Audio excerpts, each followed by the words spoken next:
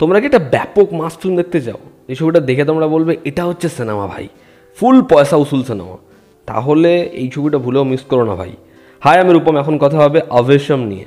ছবিতে মুখ্য চরিত্রে অভিনয় করছে ফাহাদ ফাজিল এবং ছবির যারা মেকার্স তারা এর আগে উস্তাদ হোটেল, ট্রান্স, ব্যাঙ্গালোর ডেজ বানিয়েছে, মানে আনোয়ার রশিদের প্রোডাকশন হাউস, এবং নাজরিয়া নাজিমও এই ছবির কো প্রডিউসার। অলরেডি ফাহাদ ফাজিল এবছর প্রেমালুর মতো ব্লকবাস্টার তার প্রোডাকশন হাউস থেকে ডেলিভার করেছে। এবার মালায়ালাম ইন্ডাস্ট্রি এবছর তারা এমন এমন রেকর্ড বানাবে যে বাদবাকি ইন্ডাস্ট্রি দেখবে, ভাববে কী করে সম্ভব। তারা 4টে ইউনিক কন্টেন্ট এবং 4টেই হিট থেকে ব্লকবাস্টার ডেলিভার করে দিয়েছে, যেখানে তারা 200 কোটি রেসে রয়েছে। তার মধ্যে আরও একটা ছবি, এবং এই ছবিটাও হয়তো সেই রেসেই আগামী দিনের পার্ট হবে। এই ছবির গল্পটা একটু করে বলবো। এখানে ফাহাদ ফাজিল যে একজন গ্যাংস্টার রাঙ্গা, সে 3টে কলেজ স্টুডেন্টের জীবনে আসছে যারা খুব বাজেভাবে র্যাগিংয়ের শিকার হয়েছে। এবার তারা চায় এই র্যাগিংয়ের বদলা নিতে, কিন্তু কীভাবে নেবে? তাই জন্যই তো রাঙ্গা ভাই। এর থেকে বেশি জানতে হলে নিকটবর্তী সিনেমা হলে কি ছবিটা দেখো। ছবির পজিটিভ দিক, নেগেটিভ দিক, আমার কাছে এই ছবির জন্য নেগেটিভ দিক সেরকম নেই বললেই চলে। ছবির প্রথম পজিটিভ দিক হচ্ছে এই ছবির মাস মোমেন্টস। পরিচালক ছবির গল্প কী, চিত্রনাট্য কী, ওগুলোকে সরিয়েই রেখেছে। তোমাদের নিশ্চয়ই কুমলাঙ্গি নাইটস মনে আছে, সেখানে ফাহাদ ফাজিলের শেষ যে 15 মিনিট, ওটা কেমন চমকপ্রদ। তো এই ছবিতে ওই ক্যারেক্টারের 10 গুণ মস্তি আছে। তাহলে বলো ছবি দেখবে কি দেখবে না? হ্যাঁ, এখানে ফাহাদ ফাজিল হচ্ছে এই ছবির জান। গোটা ছবিতে 20-25 মিনিট পর থেকে যখন তারা এন্ট্রি হবে, জাস্ট ছবিটা খেয়ে নিয়েছে।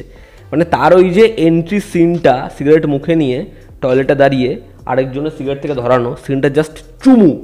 তারপরে তার ফ্ল্যাশব্যাক, তার ব্যাক স্টোরি, যখন ক্যারেক্টারটাকে ব্যাক সাইড থেকে দেখানো হচ্ছে, হাতে ওই ওপেনারটা ঘোরাচ্ছে, চশমাটা আঙুলে ঘুরিয়ে পড়ছে, জাস্ট ফ্যাব।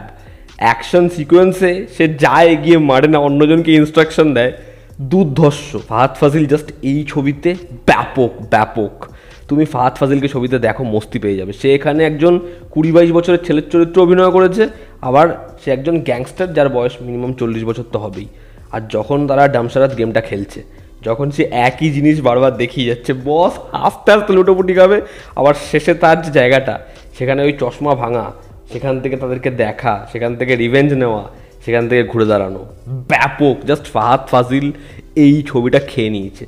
এছাড়াও যারা সাপোর্টিং কাস্ট আছে প্রত্যেকে ব্যাপক পারফর্মার, তবে ওর যে রাইট হ্যান্ড, তার গল্প শোনানো এবং তার মধ্যে মশলা মাখানো ব্যাপক। আর যে এখানে কথা বলতে পারে না, বয়স্ক করে লোকটা, তার ক্যারেক্টারটা যখন ফাইট করবে, ওই সিনটায় না গোটা হল যেন গ্যালারি হয়ে যাবে। মানে চরম চরম সিটি, হাততালি, গলা বসে যাবে। ছবিতে হিউমার যেরকমভাবে অ্যাকশন সিনের সাথে ব্লেন্ড হয়েছে, জাস্ট ফ্যাব। ছবিতে একটা জায়গা রয়েছে, তার গাড়ি জ্বালিয়ে দেওয়া হয়েছে বা গাড়ির দুটো দরজা ভেঙে গেছে। ফাহাদ ফাজিল মৃত্যুর মুখ থেকে ফিরে আসছে, সেই সময় বলছে এটা আমার প্রিয় গাড়ি ছিল। সেই সময় পাশের জন বলছে তাহলে হাসপাতালে চলো, সে কিন্তু নিজেদেরকে নিয়ে যাওয়ার জন্য বলছে, ও ভাবছে গাড়ির হাসপাতাল বলছে। এরকম ধরনের জিনিসপত্র এমনভাবে ছবিতে আসে, তুমি হাসতে বাধ্য। ছবির অ্যাকশন সিকোয়েন্স আমি বললামই খুব ভালো, তবে এমন কিন্তু তারা প্রচুর পয়সা খরচা করেছে।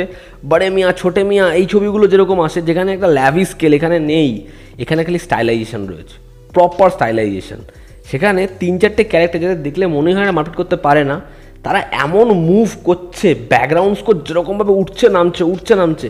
ফাহাদ ফাজিল সেই সময় এমন এমন কথা বলছে, তুমি হাসতে হাসতে গড়াগড়ি খাবে, এবং ফাইট সিকোয়েন্স দেখে সেটাকে যেরকমভাবে তারা প্রেজেন্ট করছে তুমি মস্তিও পাবে। ফাহাদ ফাজিলের ক্যারেক্টারটা একটা ডায়ালগ 3 বার বলে। একটা পোর্শন রয়েছে, হোলির একটা সিকোয়েন্স রয়েছে, সেখানে গিয়ে বলছে এরা আমার ছেলে, এদের গায়ে কেউ হাত লাগাবে না। মালায়ালামে বলছে, তামিলে বলছে, আবার হিন্দিতে বলছে।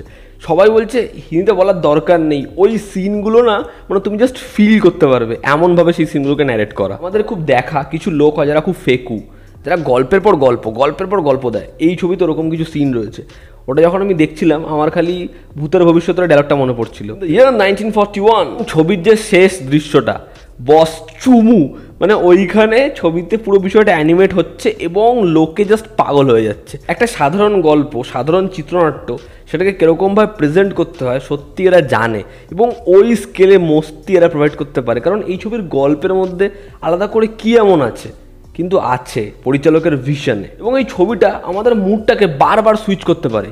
মানে একটা ইমোশনাল সিন হলো, সেটা দেখলে সেটা তোমাদের ভালোও লাগলো, তারপরে একটা চূড়ান্ত কমেডি, আবার সেই কমেডির পরেই একটা চূড়ান্ত ডিজাস্টার, তারপর আবার একটা অ্যাকশন সিন, আবার একটা মাস মোমেন্ট, আবার একটা ইমোশনাল সিন, এরকম একটা রোলার কোস্টার রাইডে যেন এই ছবিটা বারবার ঘুরতে থাকে। ছবির নেগেটিভ দিক বলতে আমি এটুকুই বলবো, সেকেন্ড হাফে ছবির ডিউরেশনটা একটু বড় এবং সেই ডিউরেশনটা আমাদের ফিল হয়, যেটা ফার্স্ট হাফে ফিল হয় না।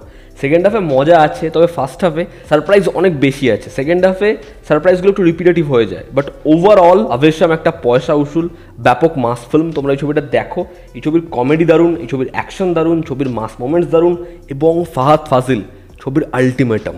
ছবিটা দেখো। তো এই ছিল আজকের ভিডিও। ভালো লেগে থাকলে লাইক করো, শেয়ার করো, সাবস্ক্রাইব করো। তোমাদের কি অপিনিয়ন জানিও, জনতা আমাদের পাশে। আবার দেখা হচ্ছে। Take care.